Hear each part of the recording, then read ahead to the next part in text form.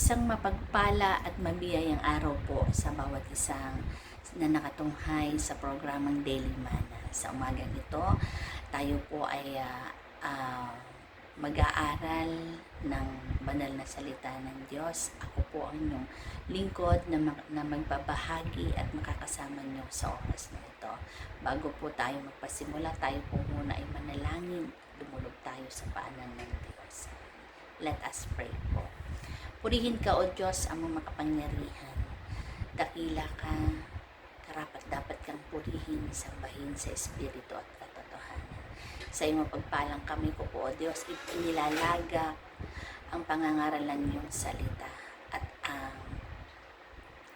inaangkin ko po, O Diyos, na ang pagsama mo po sa amin sa kalagitnaan ito, na ikaw, O Diyos, ang isang aming dakilang tagapagturo sa umagang ito. Salamat po, Panginoon, sa pribilehyo na maibahagi ang iyong salita. At itatagubilin ko, O Diyos, sa iyo ang bawat salita na mamumutawi sa aking mga labi. Patuloy po, O Diyos, na maging pagpapala po. Anoint our lips, O God, that every words that come out is a blessing. Salamat po, Panginoon, sa matagumpay na pangangaral na ito. Sa pangalan ni Jesus. Amen and amen and amen. Hallelujah. Purihin ng Diyos sa bawat isa, and thank you po sa bawat isang nakatunghay sa umaga nito. Welcome po ang lahat. Hallelujah. Ang teksto po natin sa umagang ito ay magmumula sa aklat ng Awit 78 verse 4 na ang tema po natin sa buwang ito is Generation Builders. Hindi na po ako lalayo dito sa ating tema. Ito na rin po yung aking pamagat. Sabi po sa aklat ng Psalms 78 verse 4, NIV version, we will not hide them from their children. We will tell them next generation the praiseworthy deeds of the Lord, His power and wonders He has done. Sa MBB po, sa sarili naming anak, ito'y hindi ililihim, ito'y aming isasaysay sa susunod na lahi namin. Ang mga bagay na tinutukoy ay lubhang kahanga-hanga na si Yahweh ang gumanap, mga gawa niyang dakila. Amen po. Pinagpala ang pagkabasa ng mga salita. God wants us to share His wonderful works with the next generation. It is our duty to tell our children about His love and miracles. Nais po ng Diyos na tayo ay hindi magkaroon hindi maputol or hindi magkaroon ng barrier na ang salita ng Diyos, yung kanyang utos ay maibahagi mula sa ating henerasyon patungo doon sa susunod na henerasyon na tatahakin ng ating mga the next generation. Ibaba po natin ng kaunti. Sabi po sa verse 5, mayroon siyang patotoo na kay Jacob na napalaga. Mayroon siyang kautusan sa Israel. Iniatas, ang utos sa ating nuno ay dapat nilang ipatupad. Hallelujah. Itinuturong lagi ito sa kanilang mga anak. Ang kautusan ito ay kailangang ituro at hindi ito maputol, kumbaga continuous na maipangaral ang kanyang salita. God gave His laws to His people para kanino? Sa sangkatauhan. Sa Israel, and commanded them to teach this law to their children. Kumbaga, ibinigay ang utos na ito upang ito ay maipatupad, maipangaral, at magkaroon ito ng patuloy na maitransfer sa bawat salin lahi. And ano po ba yung greatest command na inuutos sa atin na dapat po nating gawin at ipatupad? Sabi dito, sa aklat ng Mateo 22:36 hanggang 38, sabi dito, Guro, alin po ang pinakamahalagang utos? Sumagot si Jesus, ibigin mo ang Panginoon mong Diyos ng buong puso, ng buong pag-iisip. Sabi niya, 38, ito ang pinakamahalagang utos. So, yan ang inuutos sa atin. Mahalin ang Diyos, ibigin siya ng buong puso, ng buong lakas at buong kaluluwa. Na ito dapat ay naituturo natin sa bawat isa. Unang-una sa ating tahanan, sa ating pamilyang ipinagkatiwala sa atin. God gave His laws to His people. That Jesus saying that the most important thing we can do is to love God with all our heart, soul, and mind. Yan po ay isang atas na kailangang continuous na maipangaral, at ito ay isang mandato sa ating lahat na mga tumanggap at nakipag-isa kay Kristo Jesus. Amin po ba? Hallelujah. So, meron tayong responsibility and we have the duties to teach our children about God, about the command of the Lord sa atin. Kasi, sabi nga dito, may ugnayan dapat ang tao sa Diyos. Building relationship between God and man. Sino po ba ang magpapakilala sa Diyos kundi tayo na tumanggap ng kanyang salita, na ipapakilala natin ang salita niya sa susunod na henerasyon. Sino po ba yung mga susunod na henerasyon? Di ba yung ating mga anak, mga kapwa-apuhan natin? So, ang command ni Lord is to teach. Continuous teaching po yan. Amin po ba? Sapagkat ang sabi ng 1 John 4:7-8, mga minamahal, mag-ibigan tayo, sabi, mag-ibigan tayo sapagkat mula sa Diyos ang pag-ibig. Ang bawat umiibig ay anak ng Diyos at kumikilala sa Diyos. Amin po ba? God loves us so much and He wants us to love each other too. Because God is love. When we love, we show that we know God. Amin po ba? Ang pag-ibig ng Diyos ang pinakamatibay na pundasyon. Amen po ba? Kaya nga po meron pong John 3:16.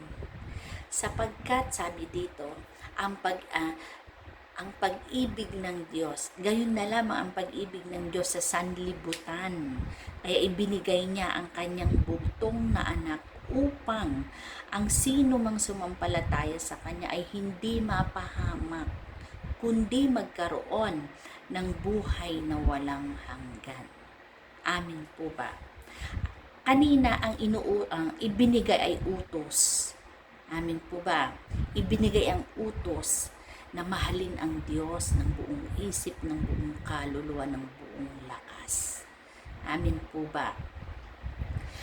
At ang utos na yan, dahil sa pag-ibig, kaya kumbaga is, yung utos na yan, dahil nagmamahal tayo, dahil tayo ang unang minahal ng Diyos, yung utos na yan, ibinaba. Yung utos na yan is naging, tawag nito, naging isang matibay na kuman na dapat na maibahagi. Ibinigay ang utos, di ba? Kaya ngayon, na magmahalan kasi ang Diyos ay pag-ibig. Ito, John 3:16, dahil sa pag-ibig, kaya ibinigay ang bugtong na anak para tayo ay maligtas. Dahil sa pag-ibig ng Ama sa atin, ibinigay niya ang kanyang bugtong na anak para para makamtan natin ang kaligtasan kasi mahal tayo ng Diyos. Amin po ba? Napakahalagang malaman ito ng ating mga anak kasi sila yung susunod na henerasyon sa kanila manggagaling ang susunod na magiging leader. Kaya tayo na nakatanggap ng pag-ibig at command na ito, hindi siya pwedeng manatili na tikong, kundi kailangan ipagpatuloy sapagkat ito ay iniuutos. Amen po ba? Napakahalaga po na ang John 3:16 is napakagandang storytelling ito para sa atin. Sabi nga dun sa verse na binasa natin, di ba? Teach this law to their children. Amen po ba? Ipinapangaral ang kautosang ito. Kaya nga po may Proverbs 22 verse 6 kasi sabi dito, habang bata pa, natitrain na sila, natuturuan na sila. Ang sabi po ng Proverbs 22 verse 6, train up a child in the way he should go, and when he is old, he will not depart from it. Kapag ang mga anak natin, ang mga bata, ang mga henerasyon ngayon, mga kabataan, kapag sila ay nataniman ng Word of God, at alam nila yung pinakadakilang command at pinakadakilang utos, kahit po saan po sila mapunta, hindi po sila maliligaw. Bakit? Alam nila yung greatest command. At alam nila na ang pag-ibig ng Diyos ay tunay at tapat sapagkat God is love. At ang unang magpapakilala sa kanila ay tayo na tumanggap ng command at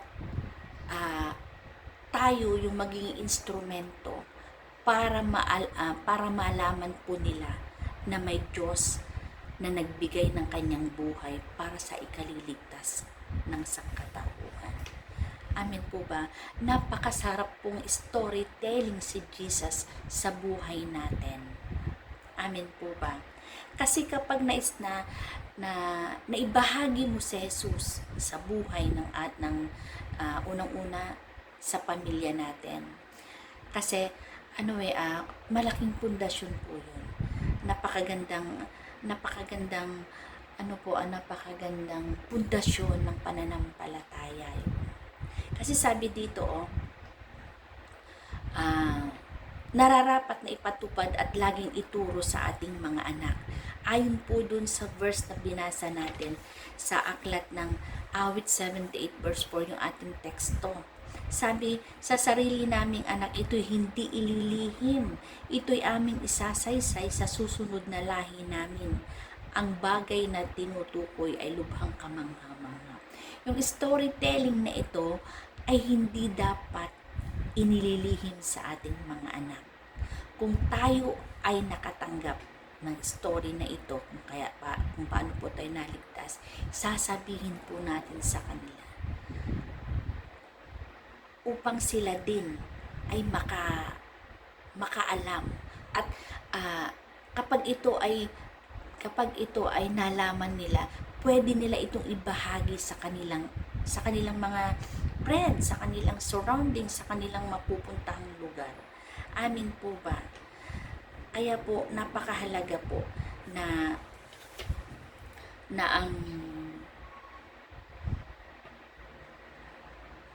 ang henerasyong ito is mabigyan ng pansin, na mabigyan sila ng aral at malaman po nila ang katotohanan. Amin po ba? Kaya po, ang sinasabi po dito, unang-una ang Israel. Ang Israel ay chosen nation ng Diyos. Ang Israel, sinisumpulo nito ay ang pamilya. Ang Israel ay piniling bayan ng Diyos. At ang Israel ay nagsisimbolize na siyang unang pamilyang ibinigay sa atin ng Diyos. Kaya ang unang ministry po natin ay ang pamilya natin, na silang unang nakakaalam dapat ng katotohanan at ng command na ibinigay sa atin. Amin po ba? Sa loob ng tahanan nagsisimula bumuo ng isang matibay na pundasyon ng relasyon ng Diyos, na ipapangaral natin ang salita ng Diyos sa ating pamilya. Dapat sila ang unang-unang nakakaalam ng katotohanan ng command na ito, na ang Diyos ay pag-ibig. Amen. Na ang Diyos ang unang umibig sa atin. Amin po ba? Ang pamilyang rooted and surrounded with sa Word of God, we build a strong relationship sa Panginoon. Pag ito'y naitanim, naipunla sa puso ng bawat isa, ang aral ng Panginoon, umaasa tayo sa biyaya lang tayo ng Diyos umaasa. Na sa Kanya lang talaga tayo umaasa, kumakapit dahil sa habag at biyaya ng Diyos. Doon lang tayo nabubuhay. Amin po ba? Na hindi sa anumang bagay, sa anumang pinagkakakitaan natin, na pinagkatiwala sa atin, kundi sa biyaya ng Diyos. Kung paano tayo kinahabagan ng Diyos, malaman ito ng mga bata, upang sa Diyos din sila umasa, na hindi sa atin, na hindi sila na hindi sila umaasa sa sarili nilang kalakasan, sa sariling galing, sa sariling pagpapasya, kundi dapat mailatag, mailagak, maipakita, maitanim sa kanila na ang lahat ng bagay inagmula sa Diyos. Amin po ba? Sa biyaya ng Diyos. Kaya po hindi ito dapat malihim sa ating mga anak. Ang mga ito ay lubhang kamangha-mangha. Amin po ba? Alam niyo po ba na nakikita sa mga ninuno natin o dun sa mga leaders natin, na yung bang naipapamuhay yung tinanggap na aral. Alam niyo po ba na masyado akong nabibless doon sa grupo namin ng prayer and fasting sa isang kabataan, na alam mo yun, na nung nag-share po kami, ang buka ng labi niya, sabi, ang laging turo sa amin ni Mami, sa umaga pa lang nakikipagniig na sa Diyos, sa umaga pa lang yung bang inuuna na si Lord, na walang sa bawat sinasabi niya, na ang turo sa amin ni Mami at nakikita namin sa kanila na ganito, yung bang kahit hindi mo ituro, kung makikita sa atin yung pagtitiwala at pag-angkla sa salita ng Diyos. Hindi yung bang sila na mismo yung makakakita na yung bang may naitanim, merong silang kakaibang nakikita sa atin, di ba? Nakakatuwa po yung mga kabataan ganun sa henerasyon ngayon, na kamangha-mangha talaga ang kilos ng Diyos sa kanila. Kasi bakit? Nakikita nila yung matibay na pundasyon at yun na ituturo yung aral na yun. Kaya yung bang nabibless po ako masyado, kasabi, itinuturo po sa amin lagi ni Mami, itinuturo po sa amin lagi na sa Diyos umasa, na sa Diyos manalangin. Yung po ganun, di ba? Yun po yung matibay na pundasyon na relasyon ng tao sa Diyos. Yun po yung legacy na dapat po nating maibahagi, maiwan sa ating mga anak sa pamilya. Amin po ba? Na napakahalaga po na meron pong pundasyon na nai-build, na nabuo sa ating sambahayan, upang yun po yung maging tungtungan ng ating mga anak para sa susunod na henerasyon. May magpapatuloy. Di po ba? Ayun po yung pinakamainam na na maipamana natin sa kanila. Pundasyon na may relasyon sa Diyos. Amin po ba? Maipakilala ang Diyos sa kanila. Magkaroon ng relasyon ang bawat isa sa Diyos na siyang nagbibigay sa atin ng buhay. Amin po ba? Kaya nakakamangha po talaga na talaga pong kakaiba po kapag may pundasyon tayo na nabuo, na itanim, na ipunla sa ating pamilya. Makikita po yan ang kaibahan. Makikita po ng mundo ang kaibahan na rooted, na talagang sa Diyos ka lang umaasa. Amin po ba?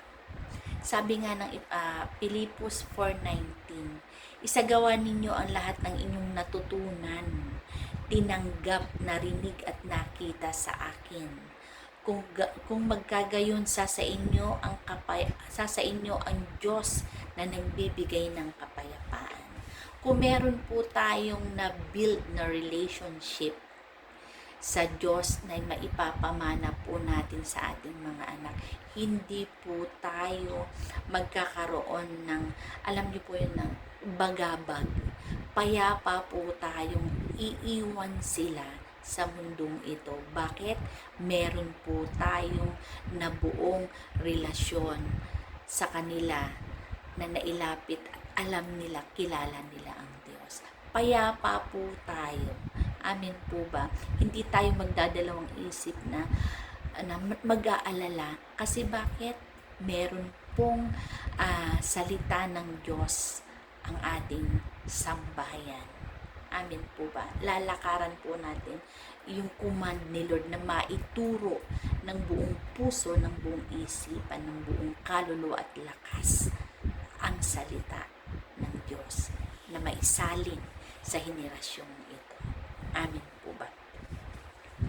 Sabi dito, God wants us to learn from good examples. If we follow what is good and right, we will have a peace in our lives. Amin po ba?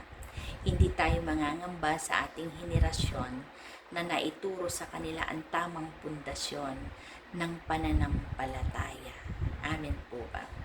Dapat maging laman ng ating isip, ng ating puso, ang mga bagay na karapat, dapat at kapuri-puri. Mga bagay na totoo, marangal, matuwid, malinis, kaibig-ibig at kagalang-galang. Amin po ba? This help us to live a good life in front of others, especially in our family. Amin po ba?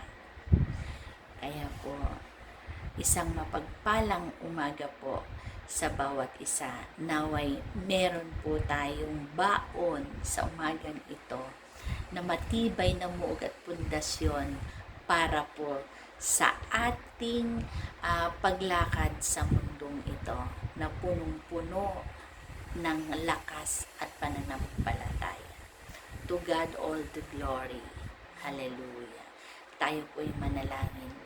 Pinupuri ka namin, O Diyos, at pinapasalamatan sa iyong dakilang pangalan sa bawat aral, O Diyos, na aming natutunan sa umagang ito. Salamat dahil may utos ka at ito, O Diyos, ay patuloy na maibahagi sa bawat henerasyon sa anumang panahon, ay patuloy na mailagak at maipatupad ito, Panginoon. Salamat sa bawat salita mo na sa bawat umaga ay laging bago at laging may dalang pag-asa. Salamat po sa umagang ito, Panginoon. Pagpalain mo po ang bawat isa at patuloy mong abutin ang bawat isa sa tunay naming kalalagayan. Patuloy po kaming magpapakatianod, O Diyos, at magpapakalalim sa iyong mga salita. Salamat sa pag-ibig na si Jesus ay naging parte, O Diyos, ng aming buhay. Ito ay magiging storytelling po namin, ang pag-ibig ng Diyos sa bawat isa. Salamat po ng marami sa kaligtasan, sa kapayapaan at pag-ibig na patuloy naming nararanasan. Salamat sa presensya mo sa umagang ito. Pagpalain mo po ang bawat isa. Inilalaga ko po sa iyo, Lord God, ang panalangin ito na punong-puno ng pananalig at pasasalamat sa pangalan ni Jesus. Amen and amen. Isang mapagpala at mabiyayang araw po sa bawat isa. God bless us all and shalom everybody.